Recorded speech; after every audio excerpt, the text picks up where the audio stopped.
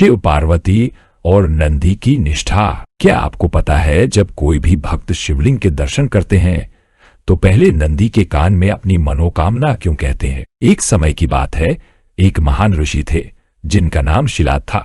उन्होंने भगवान शिव की बहुत तपस्या की। शिवजी उनकी भक्ति से प्रसन्न हुए और उन्हें वरदान दिया कि उनका एक ऐसा पुत्र होगा जो शिव का सबसे बड़ा भक्त होगा।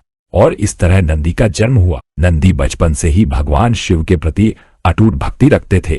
उनका जीवन शिवजी की सेवा में समर्पित था। उनकी निष्ठा देखकर शिवजी ने उन्हें अपना सबसे प्रिय वाहन और कैलाश धाम का द्वारपाल बनाया। कैलाश के द्वार पर नंदी हमेशा सजग रहते थे।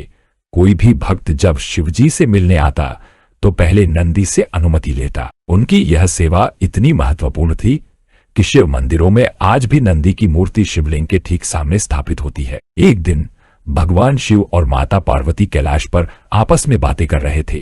नंदी पास ही अत्यंत श्रद्धा और विनम्रता के साथ उनकी बातें सुन रहे थे। पार्वती जी ने देखा कि नंदी केवल शिवजी को ही नहीं बल्कि उन्हें भी उतनी ही श्रद्धा और सम्मान दे रहे थे। उनकी आंखों में दोनों के लिए समान भक्ति थी। पार्वती जी का हृदय नंदी की इस निष्ठा से भर गया। उन्होंने नंदी को अपने पास बुलाया और स्नेह से कहा, नंदी, तुम केवल शिव भक्त नहीं हो, तुम मेरी भी उतनी ही श्रद्धा से सेवा करते हो। तुम्हारी यह निष्ठा और समर्पण देखकर मैं तुम्हें आशीर्वाद देती हूँ।